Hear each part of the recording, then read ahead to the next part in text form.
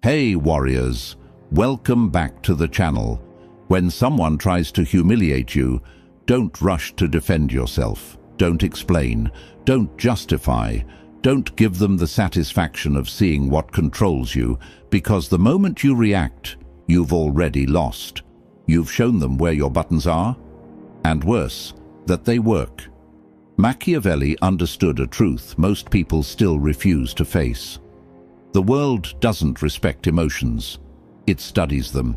Every time you rise to anger, every time you argue to prove a point, every time you let someone pull a reaction out of you, you are teaching them exactly how to manipulate you.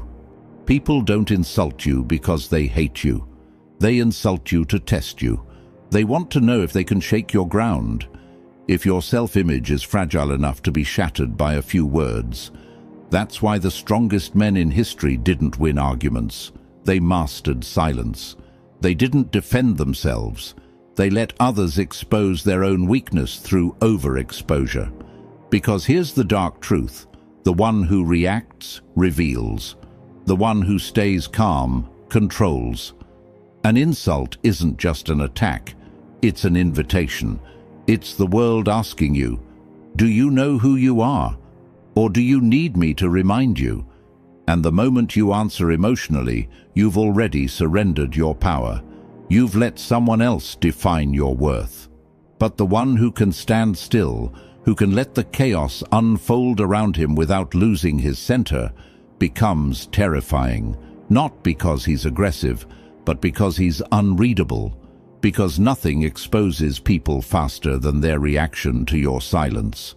So next time someone tries to insult you, don't give them your energy. Let them speak. Let their noise echo in their own insecurity. Because the truth is, only unstable people need to prove they're unshaken. The truly strong don't flinch. They simply watch. Machiavelli once said, "He who controls others may be powerful, but he who has mastered himself is mightier still." Now, I want you to drop this affirmation in the comments. My silence is my power. Number 1. The psychology behind insults. Every insult carries a hidden intention. It's not about the words, it's about control. People use insults like probes, pressing into your mind to see what makes you twitch. When someone mocks you, criticizes your appearance, questions your worth, or sneers at your choices, they're not communicating. They're conducting an emotional experiment. They want to see your temperature rise. They want to discover what emotions dominate your system. Insults are not accidents of speech. They're carefully placed triggers designed to expose weakness. In truth, an insult says far more about the speaker than the target. Yet most people never see it that way. They take it personally, feed into it, and unknowingly hand over their emotional data to the person who insulted them. This is why Machiavelli warned rulers and men of power to remain unreadable, because predictability is the death of dominance. When someone insults you, they are not really attacking you. They are trying to measure you. They are asking, what breaks you? What hurts you? What truth do you fear others will see? The more you respond, the more information you give them. They now know which weapon to use next time. And so, what began as a small emotional test turns into a system of control that repeats until you lose the ability to remain grounded. People who understand this psychology can reverse the game entirely. Instead of being tested, they become the observer. They watch calmly as others expose their own inner instability. Because here's what happens. When someone insults you and you stay silent, they start to feel lost. Their experiment fails. Their need for control collapses. The silence burns them more than any comeback ever could. They begin to wonder what kind of mind doesn't react to ridicule. That's when power quietly shifts. Machiavelli once said, "Men are so simple and so much creatures of circumstance that the deceiver will always find someone ready to be deceived. What he meant was that emotion makes people predictable, and predictability makes them easy to manipulate. The one who can't control their anger, their pride, or their need to be liked will always dance to someone else's tune. But the one who studies before reacting, who pauses long enough to read intention instead of words, becomes impossible to manipulate. So, next time someone throws verbal poison at you, don't absorb it. Analyze it. Don't respond. Record. Because in every insult, there's a piece of truth about the one who delivered it. Their insecurity, their envy, their desperation for relevance. Remember this. Insults are psychological mirrors. They reflect the instability of the one throwing them. When you understand that, no word can wound you anymore. You don't just hear their insult, you decode it. And once you can decode people, you control the interaction. That is the real power behind emotional intelligence. Not softness, but strategic awareness. I want you to drop this affirmation in the comments. I see through the noise. Number 2. The Machiavellian principle: control the frame. Power isn't always about dominance. Often it's about control over the frame, the invisible space where meaning is decided. Most people lose power not because they are weak, but because they accept someone else's frame of reality. When a person insults you, they're inviting you into their frame, one built on provocation, emotion, and chaos. The moment you react, you step into their arena and play by their rules. But Machiavelli understood that the one who defines the frame defines the outcome. He wrote that perception is stronger than truth because people live by appearances, not reality. So the wise don't fight inside someone else's perception. They reshape it from the outside.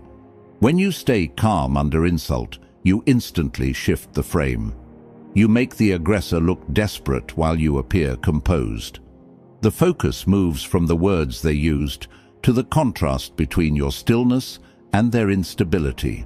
Suddenly, they're the one under the microscope, not you.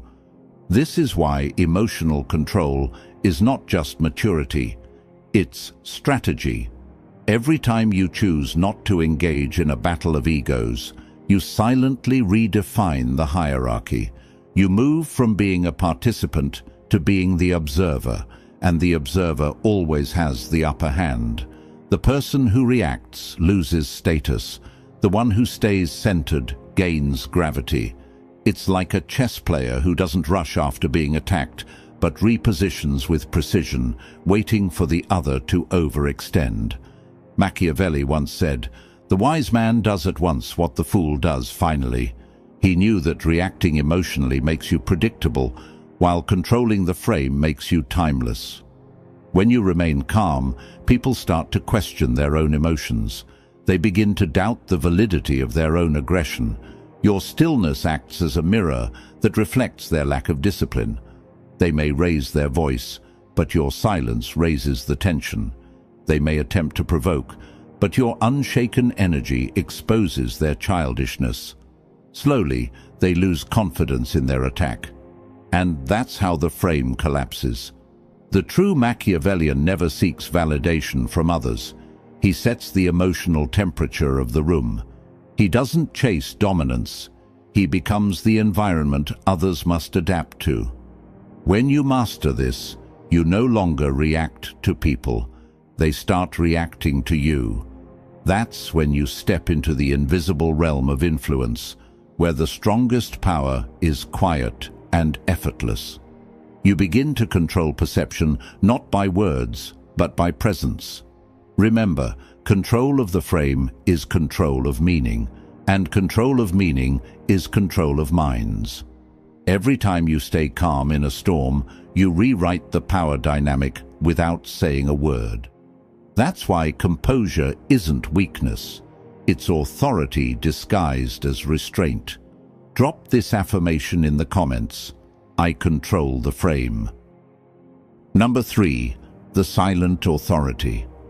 Silence has always been misunderstood. The world assumes that quietness is weakness, that those who do not speak are uncertain or afraid. But Machiavelli would disagree. Silence is not the absence of power, it is its highest form. The one who can remain wordless while others are desperate to fill the air with noise holds the real authority. When someone insults you, the most effective response is not a defense, not a counterattack, but a calm, deliberate stillness. That stillness carries a psychological weight that words can never achieve. It forces the other person to face their own emptiness. You see, people insult to provoke movement. They throw verbal stones expecting a ripple. When nothing moves, it unsettles them. Their mind starts questioning its own effectiveness. Did it not land? Why isn't he reacting? That inner confusion slowly turns into discomfort, and discomfort turns into respect. Because humans instinctively respect what they cannot read. The loud and reactive are transparent. The silent and composed are mysterious. Machiavelli once said, "The lion cannot protect himself from traps, and the fox cannot defend himself from wolves." One must be a fox to recognize traps, and a lion to frighten wolves. Silence is both the fox and the lion. It hides your thoughts while radiating quiet danger. When you say nothing, people begin to imagine everything.